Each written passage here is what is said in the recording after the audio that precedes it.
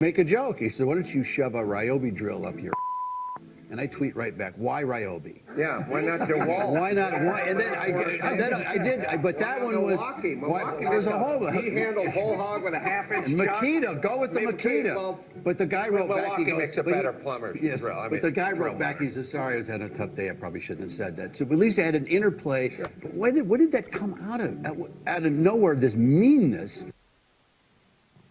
That was a clip from Adam Carolla and Dennis Prager's upcoming new movie. It's called No Safe Spaces.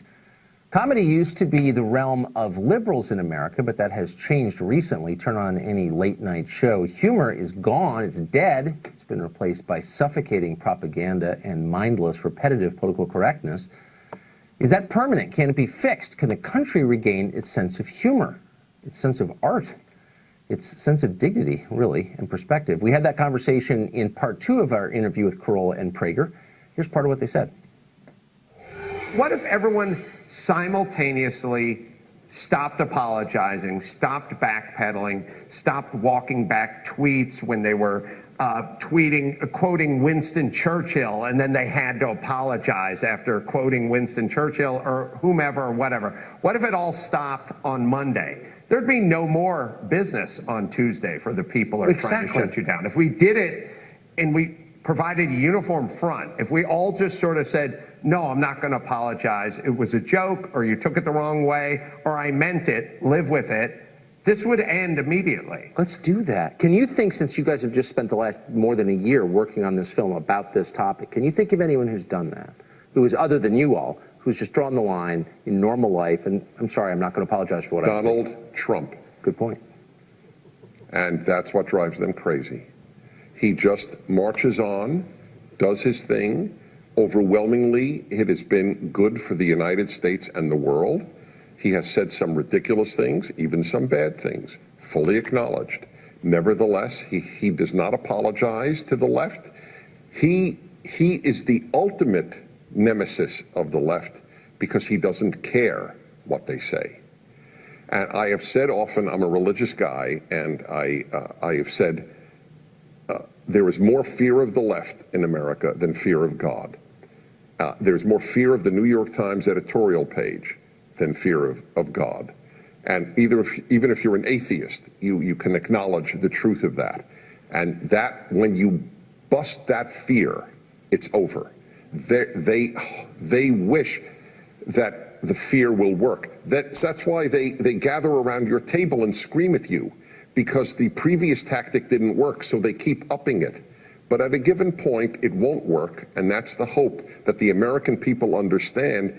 There's a vicious cycle taking place on the part, not of liberals, but of leftists. In our film, Alan Dershowitz says, as a liberal, as a Democrat, as an American, as a Jew, I far more fear the left than the right. Yeah, I think most people do. So how long does this last? Well, I think there's also a quick addendum here, like a simple thing we could do. I think we're all guilty of doing it. I watch your show, I listen to your show religiously, even though I'm an atheist, and you guys do it, and I don't think it's unconscious, and we all do it, where you go, look, here are my thoughts on immigration, and then you stop and you go, Hispanics are great people. I work with many Hispanic people. I have no ill will in my heart toward Hispanic. And then you go ahead and talk about securing the border. Sure. And then you do this thing where you go, or it's a feminine issue. I'm married. I have daughters. I love them dearly. I don't abuse my wife ritualistically. Now, why do we have to preface everything with explaining, look, I'm not an arsonist, I'm not a pedophile, here are my views. Like, I'm not a racist. This notion, of course you're not a racist, you're not a racist. I'm not a racist in theory. I make a few off-color jokes. My point is we shouldn't have to preface every talking point with, I'm not misogynistic, I'm not xenophobic, I'm not homophobic, I'm not racist. We're not. This is insane that they've talked us into having to preface every talking point with, I have nothing against homosexuals. Many of my best friends are gay. Dennis is a godfather to a homosexual couple. Now, that being said, let me give you my thoughts on gay marriage. This notion that they've talked good family people who've never brought any harm to any group, regardless of sexual proclivities or gender, age, or race. We've never done anything. Why do we have to start every every rebuttal to every argument with, you know, look, I'm not homophobic.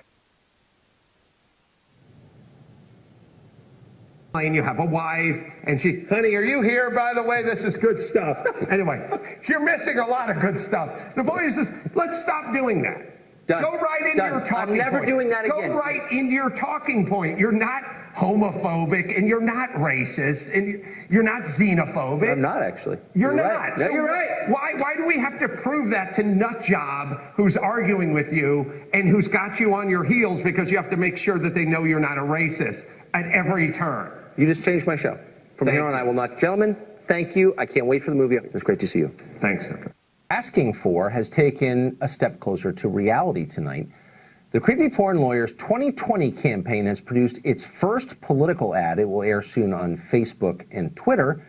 We're going to show it to you. We want to preface that with a warning. It's creepy.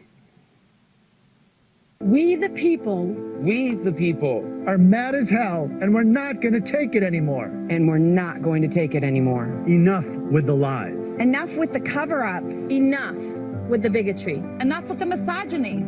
Join us. Join us. Join us. Our Constitution says we the people, not me the president. Stand up. Join the Fight Club. Use your vote as your voice on November 6th. Every cliche ever added to a political commercial, all in one. Dan Bongino, a former Secret Service agent, NRA TV contributor, also the author of the great book Spygate, The Attempted Sabotage of Donald J. Trump. Dan Bongino joins us tonight. So Dan, it looks like this is what we've been, and I'll just concede, we've made fun of this for a long time, and then all of a sudden there's a political ad, and you've got to think, well, maybe this is going to happen. Yeah. Tucker, I'm sorry, I usually don't crack up on TV like this. I've been doing this a little while now.